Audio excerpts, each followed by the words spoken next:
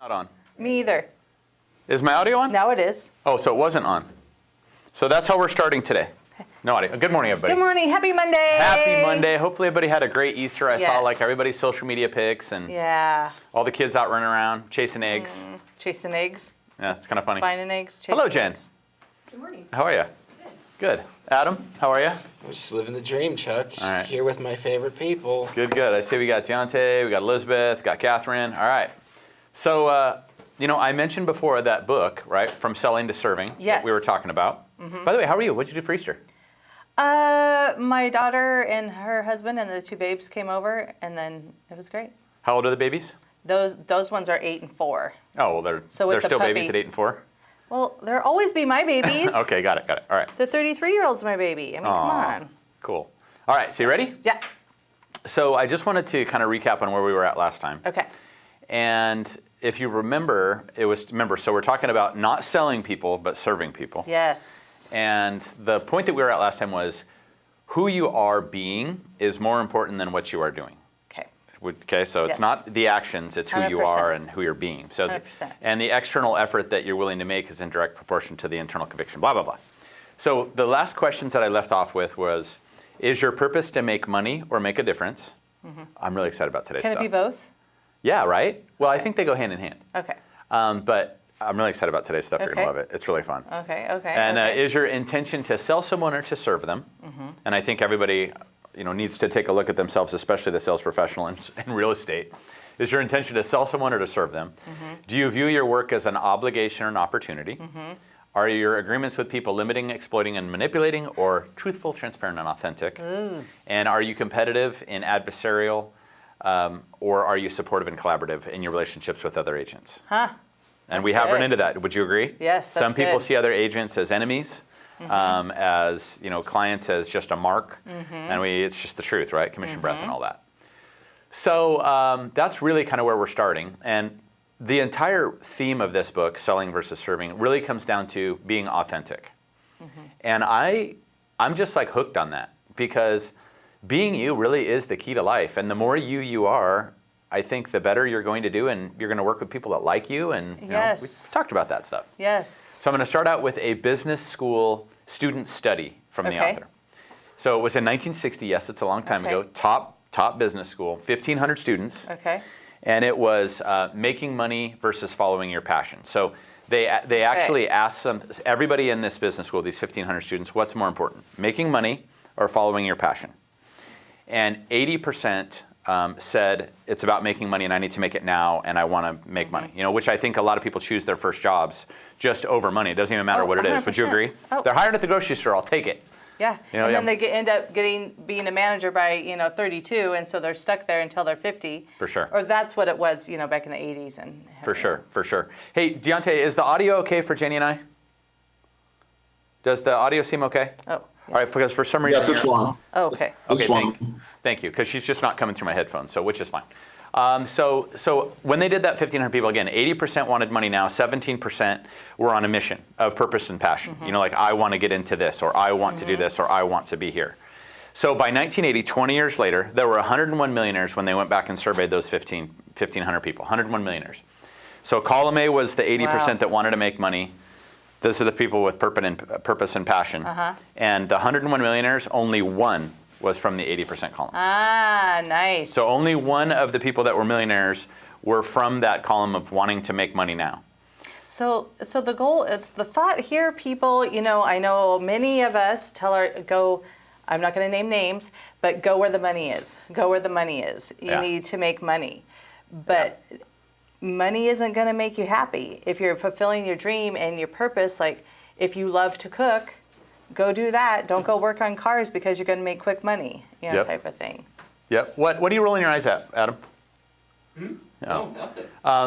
That's the truth, though, because and I think once you find your passion, and that's what a lot of this stuff is about. And I know we always talk when we do our business plan. Oh, thank you, Adam. You told Robert to turn it down, you silly goose. No, I didn't. Good Lord, so much I better. have it on camera. Bring it. Sorry, guys. Just morning tips. So much better. Oh, Jeez. good. Thank you. Anyways, so it really goes back to. We're so dysfunctional today, guys. We're so sorry. It was Easter. You know, we're a little off. Give us some grace, please. Give us some grace. So, but you know, when we do the business planning events, we're always trying to figure out what people's passions are and what their purpose is, because a lot of people don't know. You know, and they say, take a look at other people. What are they doing? Who are you envious of? Because maybe they're living a life that you like, or have the interest that you like, or all that sort of stuff. So, it really is about chasing what you want, and if you find it, run with it. Yes. And I was thinking about that. You know, I got a big birthday coming up, and I was going to ask you guys out there. I mean, I got a really big birthday coming up for me. Okay? That is? Yeah. 50. Yes. And so you look at it and you kind of wonder, like, okay, does that mean that, like, I need to start protecting what I have and, like, being conservative and doing this or that? Or does it mean, like, really rolling the fucking dice? Gosh. You know what I mean? And excuse my French, I apologize. I think it means roll the dice. You know what I mean, Roll though? the dice, baby. So You're only 50. You should be living to 85. When you reach a certain age, right? And I remember talking to, you know, my mentor, who was, you know, one of the wealthiest dudes I know and had a great fulfilled life and, you know, did good things. And he told me that there's two things you need to do. Well, he really said one, but the one most important thing is, whatever you do business-wise, whatever you do, like, with your life and your career and everything, you need to protect your home first. And when he said protect your home first, he referred to make sure that, like, so for example, guys, if you're out there and we're going to open an office or do a business or even open a cake store or whatever, when you go to sign a lease on a building, and I can just tell you guys this because we have a lot of them signed, you have to put a personal guarantee on that. So even though we are CBABR Inc., our corporation, so, like, when we lease out the Menifee building, my name is on the line. So if I don't pay that, they can come after. You got that, Jen? So my name is on the line. So if they don't, if we don't make our payments, they can come after my house. Right. They can come after me. They can come after me personally. Yes. So he's always said, do whatever you can to protect your home first. Get your mortgage reasonable. Yes. Get your payments down. Get everything you want, and then you can do what you want to do over I on don't this side. think the house is ever considered part of rolling the dice. You have to make sure you have a house and a car and your savings account. But if you want to roll the dice, here's a perfect example. If you want to roll the dice and you have a house and you put on an equity line and you borrow $300,000 to go take a run at a business or to go do something like that, that's what we're talking about. And people do that. You have to take the money you can get in your life and you go make a run at it. See, I'm 52, so I'm older, so I say years. no. But you know what I'm saying? Yeah. So, Ooh, you know, so like, man. as we get older, guys, as people that are on this call and stuff, you know, I've always said your prime earning years are 60 to 70 in real estate, which I still believe. I'm never going to let that go. I've seen it too many times. But I would say, you know, if you can protect your personal life and make a run at something, it's never too old to do so. Yeah. So I'm starting to feel that right now. I'm starting to think, like, got this opportunity coming up. What are we going to do here? You know? Yeah. So anyways, so back to selling versus serving. The next one is called the Law of Intention. Okay, this is just some ideas that he threw around in this book that I want to talk about. And it says, every intention carries with it the mechanics for its own fulfillment. I was hoping you could throw some opinion on this one because I struggled with it a little bit. Okay. And it says, you know, your spouse asks you to go somewhere that you don't want to go because you had other plans that day. Let's just say that, right? Guess what we're going to do? We're going to go to Easter to some long-lost relative to watch a bunch of kids that I don't know chase after eggs or whatever. I mean, this is just an example, okay? Right. So chances are you're going to whine the whole way. Would you agree? You know, or if you made Jeremy do something he didn't want to do, he wouldn't whine about it? Internally, yeah. Okay, never vocally. Actually, I hate to tell you this, but Jeremy would not go. Oh, really? Yeah, he'd be like, "This is no." My hero. Yeah, no, we're not. Yeah, you want to go? You knock yourself out. Okay. You go do that. That's We great need for you. to sit down and talk to Jeremy a little bit. Pick his brain. Pick his brain. Pulls that out. Oh, God, could you imagine being Nathan trying to get Adam to do something he doesn't want to do? What a What are you nightmare. talking about? I'm such a good boy. I do exactly what I'm told. Is that true, Jenny? Yeah, like he went and helped be a bunny, like not to take pictures with That's true. bunnies. Yeah. That's true. So it just talks about the importance of your intentions and being authentic in your intentions. So someone who uses kind. Exactly. You need to be authentic. You don't go Yes. somewhere and why would I want someone there who's just going to be pissy? So someone, No? and, you know, it talks about some examples. Someone who uses kind words, but the intent is really to snub someone. Like, you have to be cautious of that. Like, people can read through and see your intentions behind it all. You can try to hide it, but you can see what he's thinking. Yes. Someone who gives you an expensive gift, but there's really no love or caring behind it. They're doing it to manipulate you. You know, so it just talks about trying like to in get the to night people's, thing. trying to get to people's intentions. Okay. And then there was the Law of Reciprocity. And I'm sorry, guys, I promise this is going to get really good. This material is about to get really good. I mean it. Like, I loved it. I was hooked on the book this morning. So what takes you out of a relationship in proportion to what you put in it. So And it keeps going back to authenticity. So when someone's trying to sell you something, is the attention on you or themselves? And I think you can read that, and that tells you what type of agent they are. And I've seen it. I've seen people having constant contact with their client, but I can tell it's for them. It's not necessarily for the client. Like they're in trouble. So the question is your intention to serve, because you'll act in a different manner if it is, and it'll be evident to that client. Right. And is your job, do you feel like you're there to help them solve their problems or concerns? Because they can sense that as well. So they say, Dale Carnegie says, 85% of the sales process is communication and intention, and 15% is product knowledge. So if I'm choosing whether I want to use an agent, 85% of that is going to come down to how well Deontay talks to me and communicates with me and his true intentions, and only 15% is going to be what he shows me, or 100%. the product itself. So, we talked about this the other day. If someone has an inferior product, but they tell you the truth about that, and you like them more, you will still likely buy that product. If they like you. Yeah. Or if you like them. And we talked about maitre d's at restaurants and things like that. So Jen, when we go into Anthony's, right? Every time I went in there, I hadn't been there forever the other day, and the owner comes up and he gives me a big hug. That's huge. I haven't seen you in a while. It's so nice to see you. I'll gladly pay extra. What's that? I'll gladly pay extra. Right? I mean, that's just how it works. Yeah. So that's kind of it, it talks, okay, so that's kind of that little piece. Excuse me for a second, but I'm getting somewhere, I promise. So 5 people's definition of success. If you were to ask Adam's his, Jen's hers, yours, mine, and Sonia's, all 5 of us are going to have different responses to what success is, right? Adam's level of what he cares about success-wise and what makes him happy is going to be different than Jenny, different than Sonia, different than me, different than Jen. So it's all about that word success. And but what you have to learn to do to serve instead of sell is, I have to do everything I can to sit in Sonia's shoes and see the world through Sonia's shoes. I have to do everything I can to sit in Adam's shoes. And you guys know how to manipulate him. I've seen you do it. You know how to sit in his shoes to work in both you two with him. You can get him to do things I can't. 100%. I can't figure them out. You do it to me too? Yeah. Huh. Great. Yeah, believe it or not. Okay, so. But no, I really think it's so important to, in every situation, you've got to think about what the other person is feeling. Go into their shoes. Everything. Otherwise, you're not going to be kind. You're just going to be a jerk, and you're only thinking about yourself. Right. And speaking of that, so somehow it's kind of suggesting that you, and here's where the book got a little squirrely, but I promise it's going to come back. Because he was throwing ideas around all over the place. And he said, for example, you may believe that you're presenting with confidence. So we could be up here talking about what we're doing and like, hey, this is what the book said, or this is that, or whatever.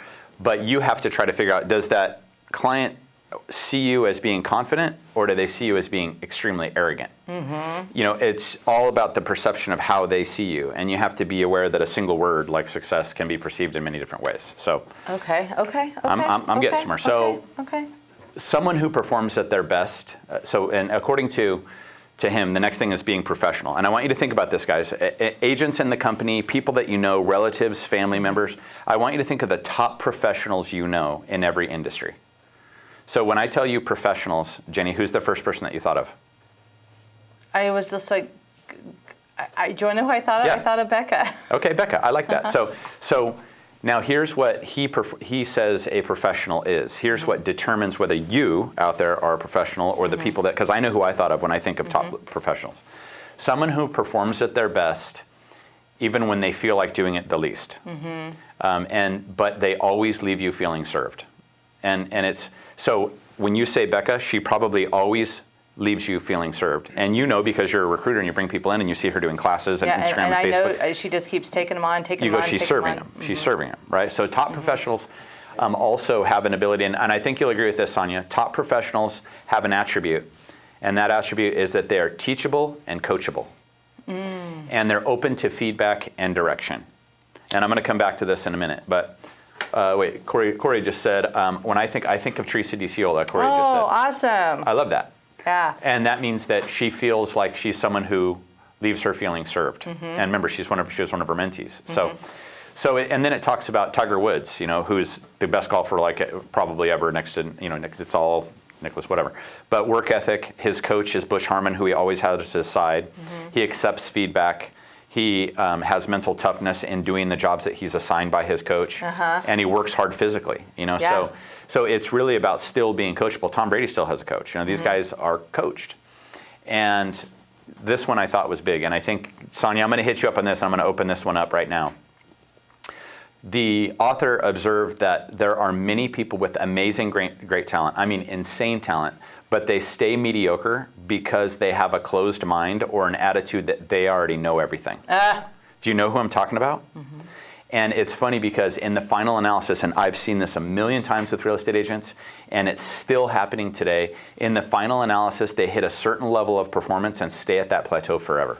You've heard me say that. I can tell you this is $250,000 agent. Yes, that's a $125,000 agent. That's an $80,000 agent. Like, you guys hit these levels, and that's where you stay. It's so crazy. And I've even seen it in couples where, like, the wife can take off and start to get up to a certain level, and the husband will go down. Or the husband will do it. And they keep their households at the same level. Yeah.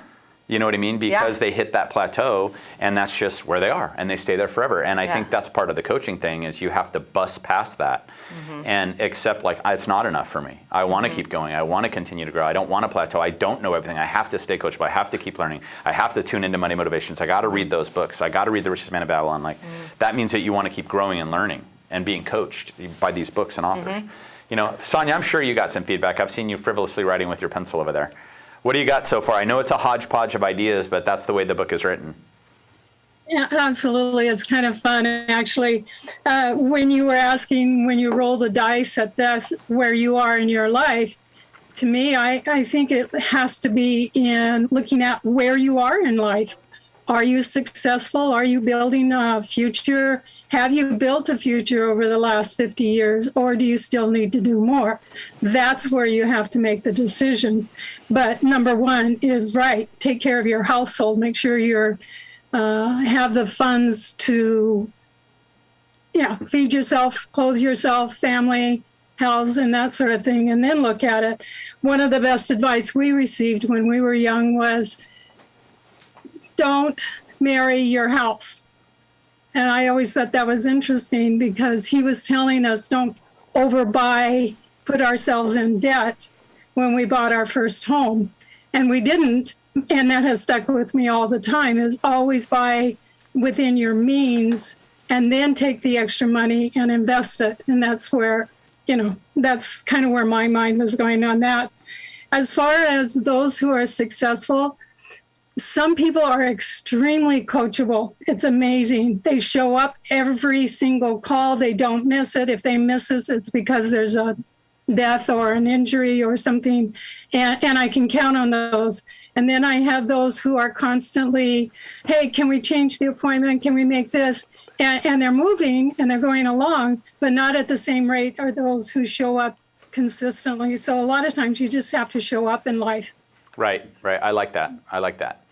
So, I mean, any feedback on that, on coachability? I mean, and you agree, like Jenny, you were on a call last week, right, with Peter Sobeck and stuff like that. Yes. You're going to a thing where it's all about recruiting and all that sort of stuff, right? I mean, like, it will make you better. I am so stoked. But we have to keep getting better, and we have to keep learning and reading and watching and being coachable and talking to people that have been there, done that.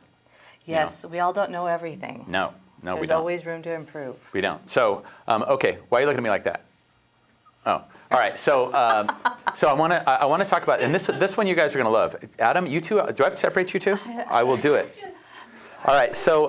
Jenny's profile, and she's got a perfect nose. And then I was looking at yours, and I was like, huh. Jenny has a perfect nose. You're looking at her profiles. This is what you guys do over there. Yeah. All right. Thank you. I think I have a nice profile. Thank you. Anyways, Of course you do, Chuck. Thank you, Adam. Of course you do. All right, so next we're going to talk about clients versus customers. Yes. And I love, this is where it starts to get good, guys. So what's the difference between a client and a customer? I think you're going to like this too, I Sonia. can't wait to hear this because it's going to be interesting to see if something I've thought is And wrong. I think it will be. A customer is someone who buys a product or service from you and you never see them again. So again, a customer is someone who buys a product or service from you and you may never see them again. On the other hand, a client is someone who thinks of you first, last, and always when it comes to your product or service. So on the other hand, a client is someone who thinks of you first, last, and always for your product or service. And again, I can tell you guys right now, there are agents in this company that treat their people as customers. They sell them a house and they never keep in contact with them. But if you look at the top producers, their clients have bought and sold 5 or 6 homes with them or properties with them, plus their kids, plus their kids, plus their friends, plus their aunts, uncles. Yep. So that is truly the difference between a customer and a client. And we are not looking for customers. No. They start out as a customer, right? First time, I understand that. But a client is someone you've created a significant relationship with through your authentic intentions and actions. And I was talking to somebody last week, I was over at a fundraiser, and he was talking to me about his agent. And he goes, you know what, I love that guy. He goes, he calls me up, he goes, we talk for hours about stuff. I've bought and sold 3 houses from him. I would never deal with anybody else. He goes, honestly, I love that guy. Aw, I wouldn't use anybody else. that's great. And I was like, that's a client, right? So you may have sold them once, but they buy from you over and over again. And they do so because you're competent, they like you, but most importantly, they feel you have their best interests at heart. So you guys as real estate agents, and you'll get there. I know there's a lot of new people on the call, there's experienced people, but think about what a compliment that is. They think you're competent, they like you, and they feel like you have their best interests first. That's pretty cool. Yeah. You know, and a lot of you guys have looked at people's situations and said, hey, you might be better off refinancing, you might be better off doing this, do that, whatever, and choosing them over the paycheck, the commission breath we always talk about. So that's the difference between clients and customers. Now, like I said, I'm going to say it one more time because I love it. A client, someone who thinks of you first, last, and always for your product or service. So I love it. And I was thinking about that when I was thinking about people that I'm loyal to. And my attorney has been my attorney for over 20 years.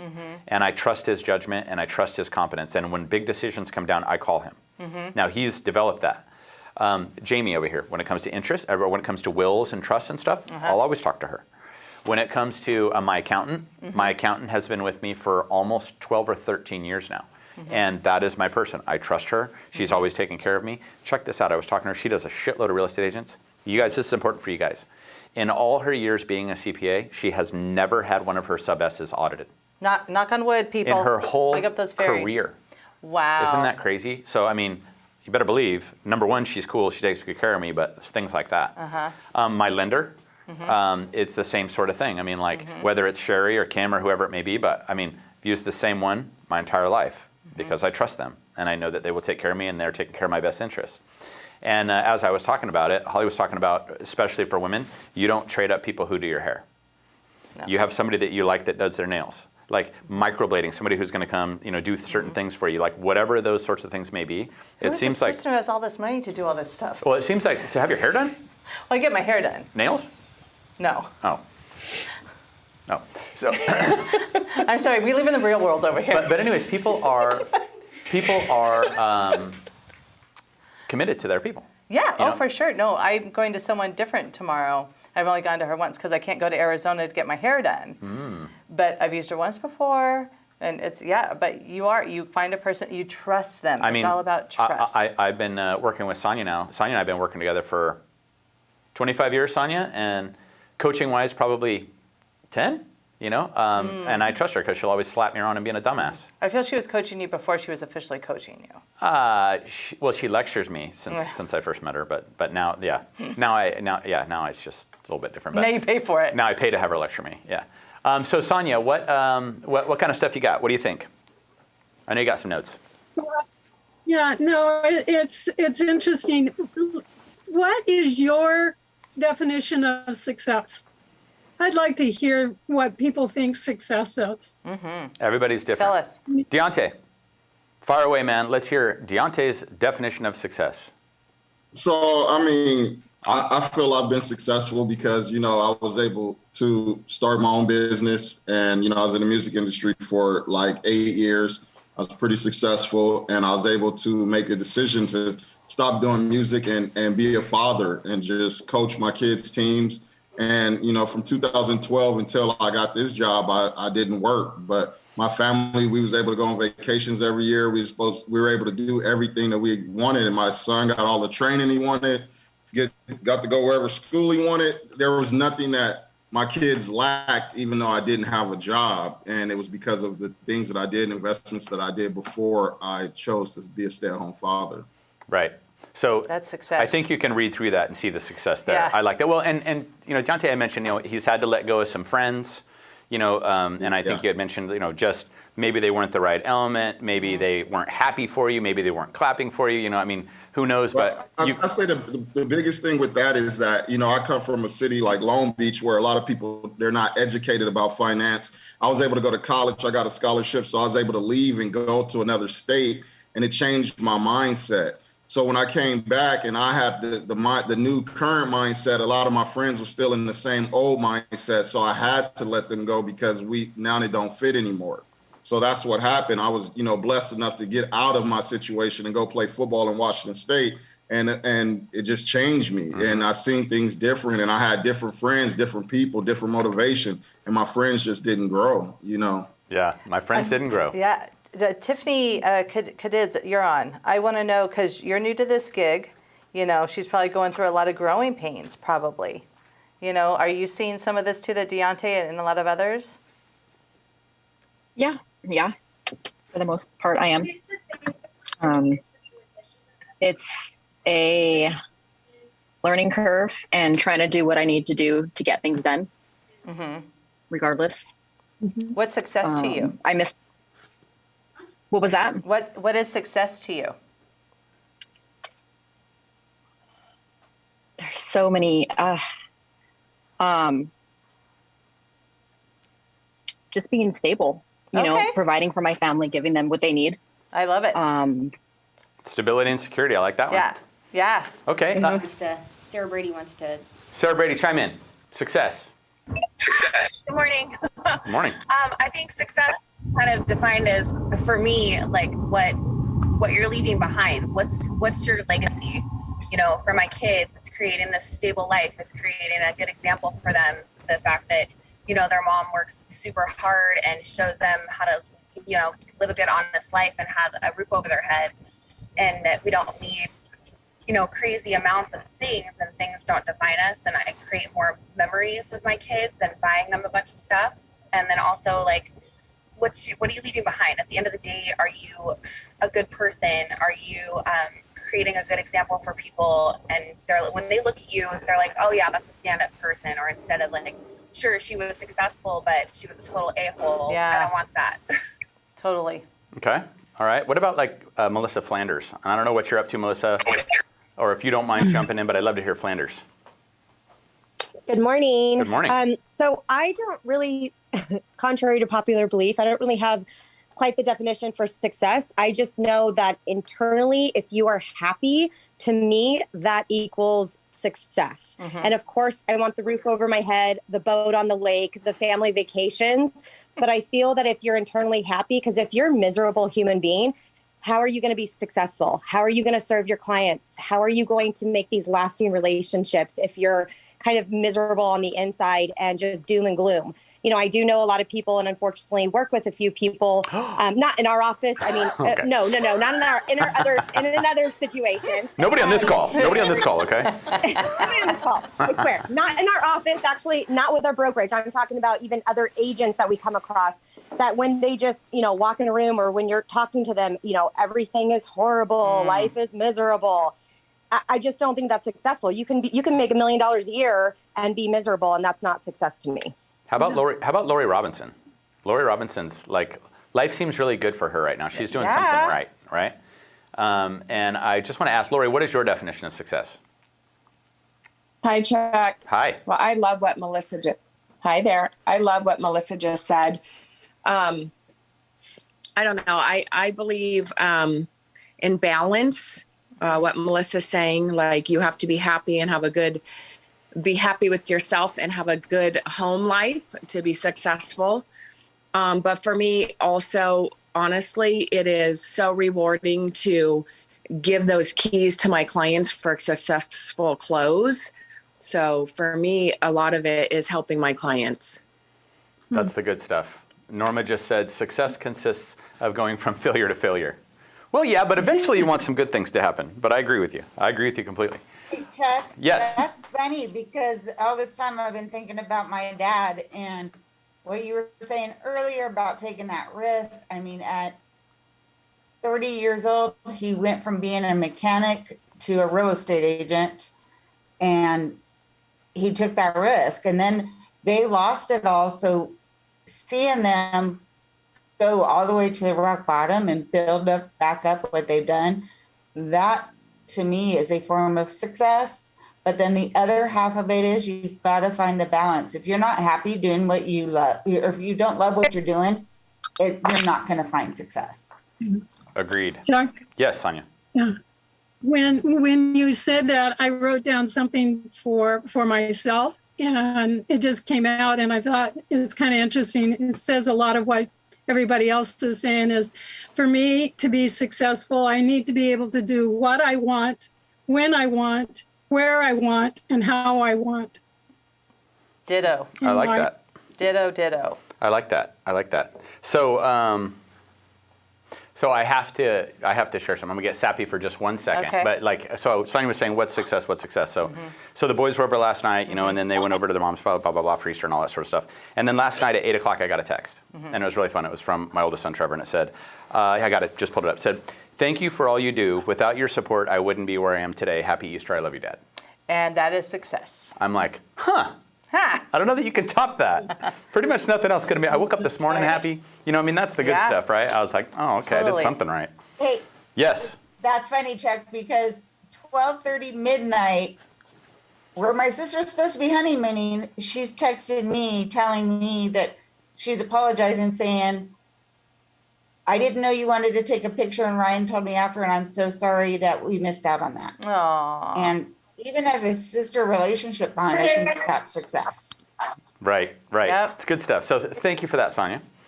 All right, so let's talk about why people change. Okay. Okay, so so let's say that you have decided, we're going to talk about health and fitness. Let's do that. All right, health. You said you worked out this morning, right? I did. Okay, are you happy today or cranky today?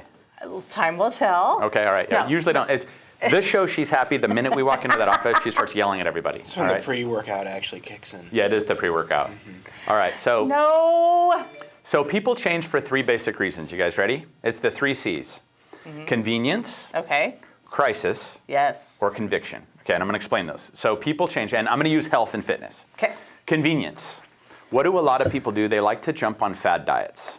They like to do what everyone else is doing. You know, like, and you're, you know, no offense, but you know, I mean, like, you know, but fad. Yeah. You know what I mean? Whatever might be the cool thing at that particular time. So, and it's convenient, and usually it doesn't last, right?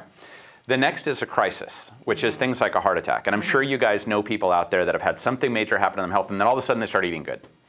Do you know what I'm talking about? yeah. And walking and working out. Yeah. I've seen this time after time, especially with my parents' generation. Right. So, however, the bummer is that once they do get back to feeling good again, they go straight back to their old habits. Yeah. But the last one is conviction. And that's the one that you have to tap into. It's, I want more energy. I want to be at my grandkids' weddings. I want to run a marathon. I want to do all those sorts of things. So really, to really make change, convenience is one thing, crisis is another, but conviction of wanting to do it and knowing why you want to do it is what it's really about. So I just thought, another, That's again, good. he throws in miscellaneous tidbits all over. You can never get, and by the way, you can never get anyone to really do something they really don't want to do. And I thought about Adam on that. Let me say this again. You can never get anyone to do something they really don't want to do. Would you agree, Adam? Yeah, definitely. It's everyday struggle. But somehow I ended up doing it anyway. Like, Yeah, you know. it's just a matter of how much do you want to go to battle. Is it worth the fight? Yeah, and the Go girl's with got to it. go to war with him to get him to do it. And then when he doesn't want to do it, it's okay. When he does want to do it, it's phenomenal Yeah. work. Would you agree, Adam? Yeah, We sure. just threaten him and he can't eat lunch with us. I know that is a Can't big. sit here. Seat taken. I work with the mean girls. Oh boy, that's funny. We wear pink on Wednesday. So I want you to think of 3 times in your life when the opportunities to change presented themselves. And we didn't take them? 3 times in your life when the opportunity to change presented themselves. Now, whatever that may be. I mean, it could be problems in a relationship. It could be, you know, finally when you decided that you wanted to get in shape. It could be you decided you want to go to school. You wanted to jump careers. You know, whatever it may be. So, and because and then you have to look at the ones that stuck and the ones that didn't. You know, and how many people in here have joined a health club in December and by the end of January they've already stopped going? Have you done that? Anybody? Sure. Have you? Well, not joined a gym, but. Yeah. Okay. All right. I only go to health clubs to use the spa, anyways. I got a good track record. That's true. I You never do quit that. the gym. Do you go to the gym? Okay. Yeah, I have to walk to the gym to get to the spa. Okay, so here we go. So the next one is the EDGE theory, and I like this because I want to open this up. It's called EDGE. It's called Engage, Develop, Grow, and Empower. Okay, and we're going to start out with an Engage. So I want to ask you, a couple people on this call, why did you choose real estate as your career? I want to start there. Why did you choose real estate or loans as your career? And I think we'll start with Catherine Smith. So Catherine, why did you choose real estate as your career? Well, I was a 911 dispatcher for almost 20 years and got hurt and left there. And about 10 years later, we were buying a new house. And it was through the process of buying the new house that I absolutely loved it. So I just decided I'm going to do this. And I was like, all in. Okay. All right. I like that. Norma just made in the chat. What did you say, Norma? Why don't you just unmute for a minute and tell us, why did you choose real estate as your career? Actually, it was my passion since I was in my 20s. But, family, getting married, having kids, it was kind of hard. And then my kids got a career now. I got married. I was a single mom. And then I got married again once again. My husband supports me. So that's when I decided now is the good time to make it run. Make it right for my career, my passion, something that I always wanted. I like it. I've been selling homes. I've been buying and selling homes as a single mom and remodeling the houses too. So I know a little bit about the market. Nice. I like it. Teresa DiCiola, one of the best agents in the company and best trainers in the company. Why did you choose real estate as your career, Teresa? Oh, good morning, Chuck. Mine's actually a funny story. I single mom, and I've been working hourly, and you're restricted to how much you can make. And I just got kind of tired of that and was looking for something where I could work as hard as I like to work and make as much as I possibly can, that I wasn't restricted by how much hours I could work or how much overtime I could get, et cetera. So I actually fell into this in 2009, which was probably the worst time. Everybody's asking me, why do you want to be a realtor now? And I didn't know any different. I had no idea anything about the market or whatever. I just knew I could make as much as I needed or wanted to make. Okay. So, now let me ask you the next question. Let me ask you the next question, Teresa. And so that's E, engage, right? So D is develop. What talents do you need to develop, Teresa, more to be an even better agent than you are now? What talents do you need to develop? Definitely the tech side. I mean, I like to say I'm pretty savvy on that, and I do like to learn. But you have to keep up with all the technical, all the apps, all the stuff that they have out there to make our job easier. So for me, just continuing to learn and grow with all the changing things that come out.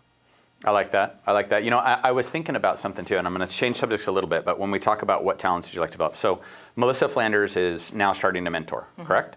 So she's got her first couple of people that she's working with. Melissa, this is really crazy, and this kind of reminded me of you, Teresa, and back for me too because I was a selling manager when I managed, right? My business quadrupled when I was managing. And it's because you have to set an example for others. So for Teresa, she has to walk the walk and talk the talk and do all those things that she's having all of her mentees do, right? And because of that, Teresa's fabulous, and she's got her accountability group. Well, I guarantee you, she might have an accountability group, but she's holding herself accountable in that group as well, right? So yeah, that's the idea. That is the idea, and it's the same. It's gonna be fun to watch you, Melissa Flanders, because I guarantee you're gonna have the biggest 12 months of your life now that you've got a couple people under your belt. And the more people you get, I watched it happen with Gabby, and I watched it, as you get more people, your business blows up because you're walking the walk and talk the talk. But Melissa, what talents do you need to develop? I kind of echo what Teresa is saying as well. I mean, yes, social media got that down wonderful because that's just the generation we are. But as far as all the new products that Coldwell Banker is able to offer us, going into listing presentations, meeting with buyers, we have Moxie, everything that Michael teaches, that's my one thing that I really want to get more into and definitely use more of, because it is a resource for us that it's a free resource. Why aren't we using it more? I just want to learn more about those options. Melissa, you'll love this. Somebody was hitting up Dave Anderson, to go join another company. And he comes up to me and he goes, dude, he goes, I would never leave. And I said, well, okay, well, just out of curiosity, why not? And he goes, do you know how many tools are here? He goes, and how much knowledge there is and experience and technology and all that stuff. He goes, I don't use any of that shit. He goes, but I know I can if I wanted to. That's so funny. Amen, Dave. And I was like, oh, okay. Exactly. We may not use it, but it's here if we need it. That's right. I thought it was pretty funny. There. So we were talking a little bit earlier about how people hit a plateau. And I don't know, Teresa, maybe you've seen it too, but even top producers, like they might have a $400,000 number, they might have a $200,000, they might have a $60,000, whatever their number might be. And I think that this is one of the keys is how do you measure, and I'm asking you this, Teresa, how do you measure and sustain your growth? What are you doing to keep yourself in check to make sure that you're continually moving up on the income sale and real estate sales? So how do you measure and sustain your growth year over year? Well, one is knowing exactly how much you make from the previous year and where those deals came from. For me, that was the most important part, is analyzing where my deals are coming from and then putting more attention and more, money, so to speak, advertising, into that. I really have a lot of referral business. So that's why I mainly focus now on my database and making sure that they don't, forget about me. Okay. I like that. That's the key, guys, by the way. Yeah. For sure. All right, I'm going to ask Lori that same question. Lori Robinson. So obviously you've jumped. I mean, last year was the biggest year ever. And she told me, by the way, she's like, I had to pay so much in tax. I'm never going to have a year like that again. I'm like, yes, you will. Stop it. All right. Just means you're doing great and you got to pay all that money. So how do you measure and sustain your growth, Lori? And what keeps you rolling to, because, I mean, I'll just be honest with you. I've always considered you a $200,000 agent. I had a number on you, and then last year you bust through it and hit 360,000. So you bust out of that plateau. How did you do it, and how are you measuring, and what's keeping you going, Lori? Knowing where my deals come from, cultivating my database for the last 11 years, and it's feeding off of itself finally. Clients referring me and repeat clients, 4, 5, 6, 7 deals I'm doing with them now. And last year, I just kind of tried to get out of my comfort zone and start asking for the business. I don't like to be pushy, but just asking more for the business so I'm not forgotten about. Right. And that is what every top producer says. When you say, how did you break 300, 400, 500,000, they always say, I asked for business now. So what do you say, Lori? Like what, because I know you're a very authentic person. And so how do you do it so you don't come across anything but you? Well, I mean, like a lot of the top producers, I find myself usually in the corner at barbecues and parties. Everybody wants to talk real estate and all of that. So I've kind of labeled myself as a go-to person, whether they need a carpet referral or they want to refinance or they want to know, should I sell now or in 2 years? I have a lot of people calling me for that kind of stuff. But for other people, I've just kind of put my goggles on and try to listen and see. And if I think somebody might be thinking about real estate, I'll send them a text or a card or call them, and ask how they're doing and just have a conversation. And it usually leads into real estate and just letting them know, hey, I can help them even though they're 2 hours away, or I can refer them to Texas, or I can take them to a new build. I used to just stay quiet. And so just kind of putting it out there more. I love it. I love it. And I love it. Being myself. I've always been about the relationships and building the relationships. I mean, I've got clients that I sold houses to, and then they come over with their kids for a swim party. So I try to build the relationship. I've made so many friends. Lori, that's the point of the book. The point of the book is it's 80% about your relationship, 15% product, and you're really good at that. So I want to grab on somebody else too real quick. Sherilyn Ocampo. So I want to ask Sherilyn, because Sherilyn is another one that is kind of breaking through her levels. And Sherilyn, I got a question for you. What is it that has helped you measure and sustain your growth, because you are growing right now? And I'm hoping she's on the call because I know she's got kids running around. Sherilyn, and she is muted. So maybe it's not her. So I'm almost tempted to pass that over to Gabby. Oh, there she is, Sherilyn. Sherilyn, you're having a great year. I am here. You're in the top 2 in Marietta right now. What is driving you to keep performing? Because you're growing every year like you should be. And how are you doing that? To be honest with you, I'm just like going with the flow with what I have going on in my life. So just ignoring what really is dragging me down. Mm-hmm. I think you know that. Mm-hmm. So I'm just focusing to just go with the flow on what I have right now. So not focusing more of, the problems, and, once I get out of my door, my house, I just leave things behind and just whoever I meet outside and just go with that. And I want to add something. Does that make sense? Yeah, I want to add something to that, Totally. Shirley, because here's kind of what I think you're saying. So a little bit, and just from watching you from the outside, is I always say that, success like in health and fitness and stuff is about going to the gym when you don't want to go. And you've never regretted it when you've left that day, right? When you're never going to regret leaving the gym. So for you, when you say go with the flow and going through the motions is kind of what you're saying a little bit. Like what I hear is you are still doing all of the things that you need to do.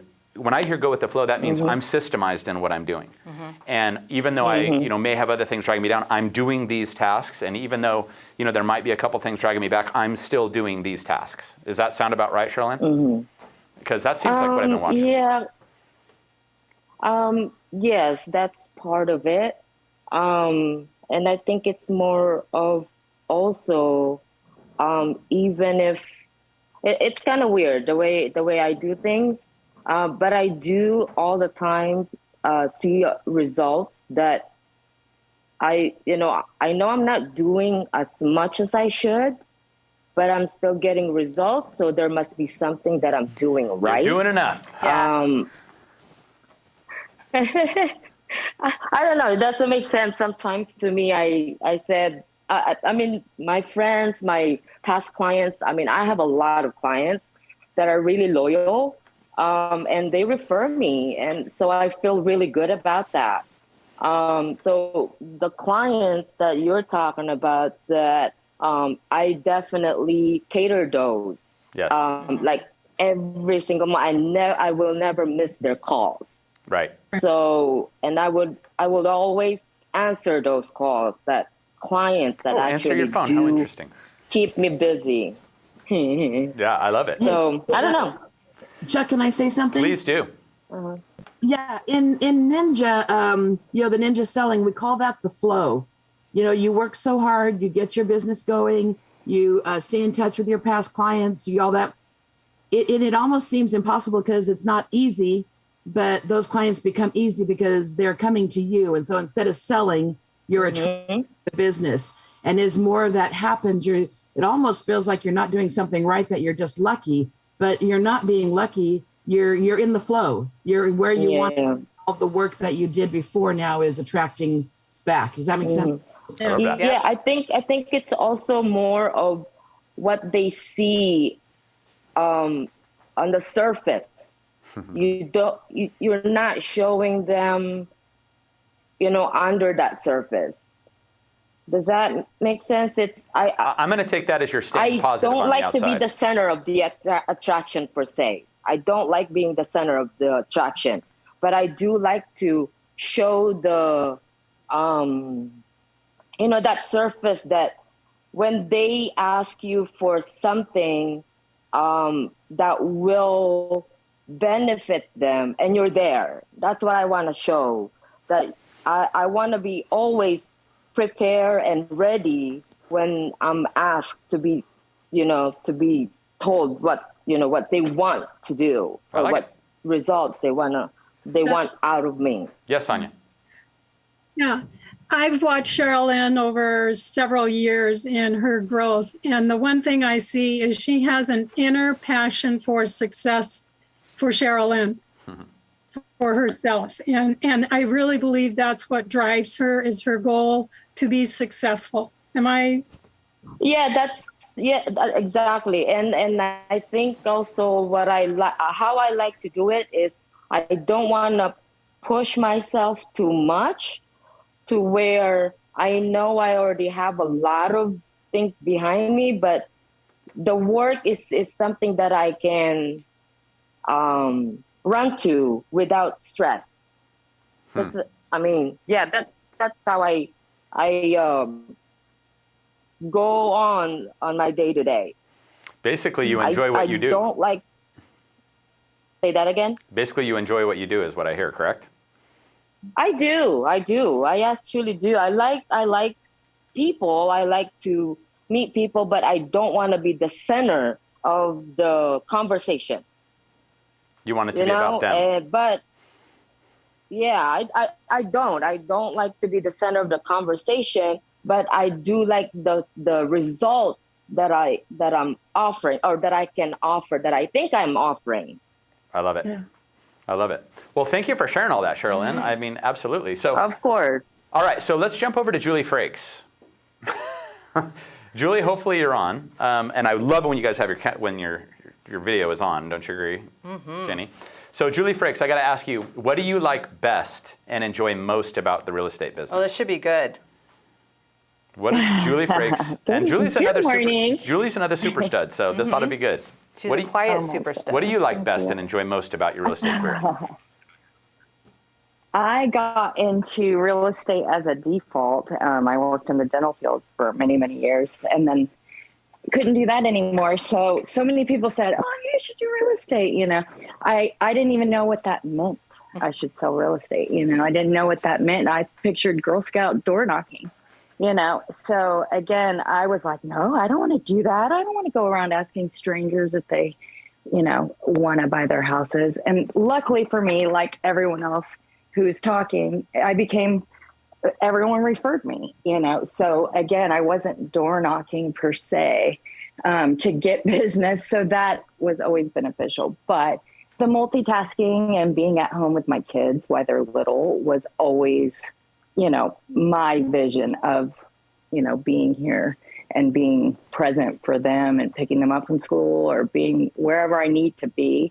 So the convenience of it, I suppose, is to me that the best part of it is that it works with my life. I can do laundry and be on the phone with my client, mopping my floors, picking up my kids, whatever it may be. Yep. I can let real estate revolve around my life, so it's been a blessing for sure. Well, and I'm thinking, Julie, because you are one of the few agents. I mean, you were over 200,000. I mean, you're one of the few agents that has smaller kids, because, like I said, usually the top agents, their kids. The reason I always say 60 to 70 or whatever is because when the kids leave the nest is when you're going to make your big money. I mean, really, that's when you're going to make the most money. Period.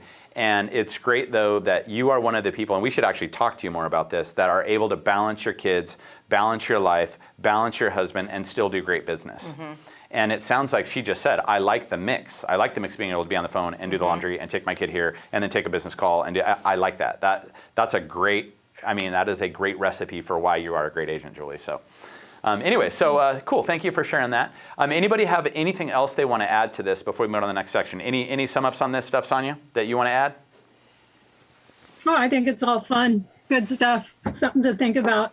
For sure. Julie is one of those agents who just absolutely keeps her head down, stays focused on what's important in her life, and makes it work. And it's so much fun working with her because she just doesn't let anything get in her way. And when it does, she's willing to work it out and make it happen. So it's fun watching everybody do their business different ways. Sonia, this reminds me of something. We were doing a panel one time, and we had a bunch of top producers on the stage. And I remember I walked over to somebody that I really respected that, was doing okay, just getting going in the business. And I asked them, I said, hey, what'd you think of the speakers?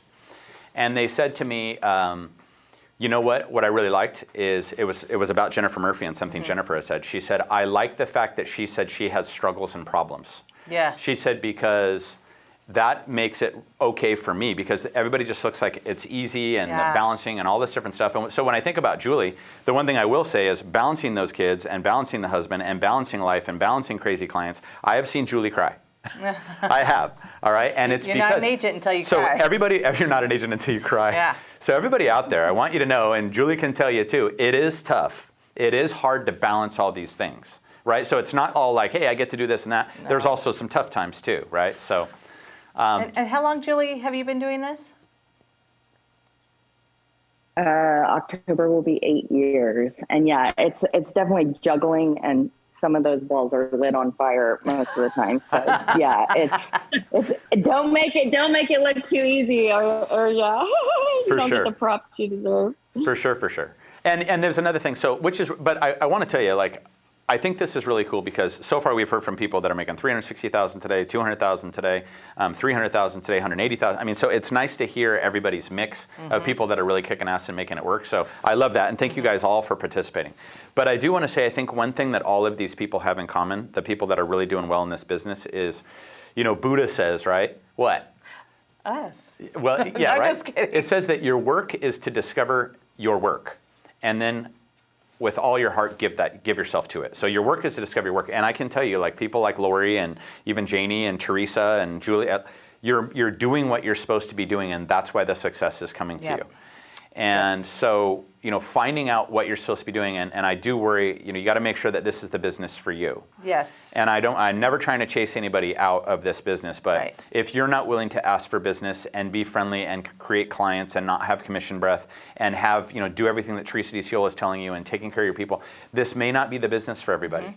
And maybe you're meant to be doing something else. But it's nice to hear from people that have found it. So you got to find your niche in real estate. You have to find what piece you love, and you got to chase that down. Yes. Julie loves the balance. Lori loves the relationships. Yeah.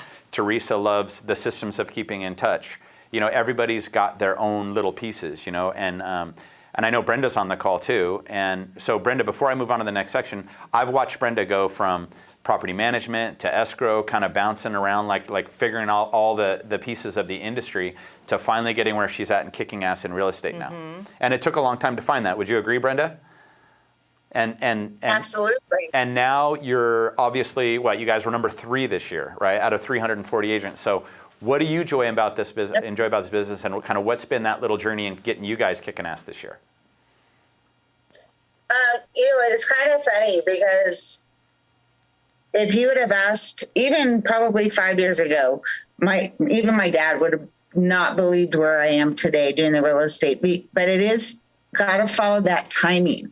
You got to be able to be aware of, this is what I want to do. This is what I'm going to take a shot at. And that's kind of where I've been. My focus is I just know this is what I want to do. I like helping people. And we're gonna kick ass. You guys better watch out. We're going for number 1 this year. Don't get me excited. I'm getting the woman fuzzies right now. I like that. So, and I think, Brenda, you have discovered where you're supposed to be. And it is in real estate sales. And the path to get you here was meant to be the path to get you here. You know what I mean? So, anyways, yes. Yeah, Melissa gave me the greatest compliment, because when the second time I went back to property management, not that I didn't love the girls and I loved the team over there, I really, really enjoyed being in escrow and being a part of that team. And when I told Melissa that I quit property management to become an agent, she said, and she was right, she said, then that was your path, because if you would have stayed with us in escrow, you wouldn't be doing what you're doing today. Right. And now you can answer any questions. Oh my God, it's almost 10 o'clock. But yeah, no, it's been fun to watch you, Brendan. You're just getting warmed up, right? That's what else I like. So next time when we come back, we're going to be talking about really cool stuff, which is, and I know I should be moving on from this book, and Adam's probably not engaged, and he made me order 300 books last week, and he picked a bunch of them. They'll be fun. But there's some more good stuff coming up, and we do have to cut it off because it's almost 10 o'clock. But I'm going to just end with this one last thing. Okay. Why am I attracted to some people and not others? Why do you have conversations with certain people and you love them, and you have conversations with other people and you walk away from it just not feeling unfulfilled and would be just fine never talking to that person again? So, and we're still talking about serving versus selling. And some people you just click with and have chemistry. Yeah. And there's other people that you just flip off that light switch right away and you just have no connection with them. And how do you overcome that, and how do you deal with that? Do you know the people I'm talking about? Yeah, you just have to work harder to find the connection. No. Yeah. No, I'm kidding. So many times we engage people and walk away with those feelings that we just can't figure out why we didn't get along with them. And I just wanted to address that in the last 30 seconds. And it says because there's an unconscious filter. And you ask yourself a few questions, and we're going to finish this next time, but how will I benefit from knowing you? You know, I mean, there's a bunch of little things that you connect and click with. So, and I think this really applies to clients. And so when we come back to this next week, we're going to start with, actually next week we're not going to be here, huh? Oh, we're not going to be here next week, we're not guys. Gonna be here. You're right. But, 2 weeks. But when we do come back with this, I really want to talk to you guys about how to connect with people that you don't connect with. I think that's going to be huge. And it's just really important to understand that there is a way to try to connect with people and how you can look past that and build relationships with people that you just walk away from feeling like I could never have a relationship with these people. I think this is going to be good homework for them in the next week. I'm going to end with this. Your brain is a supercomputer, and it said that women intuitively filter people out of their life within 17 seconds from meeting them, and men it's 37 seconds. Huh. Whether you either like that person or you don't in a conversation that fast. So we're going to talk about that at the next one. But for now, we're going to turn it over to wonderful Teresa DiCiola, who's going to give us an update on what's happening with inventory and what is going on out there. Thank you, Chuck. You're so nice. So this week we had 35 new listings. Nice. And like I said last week, things are sticking on the market a little bit longer. Again, we have 14 presenters, which, you know, as I said in the past, we'd have 35 and I'd have 4 presenters because everything is moving so fast and offers coming in. So I think it's definitely a sign I'm seeing the brakes coming on as far as, you know, property goes and the number of days on the market. It's definitely slowing down. So let me share my screen here. And I had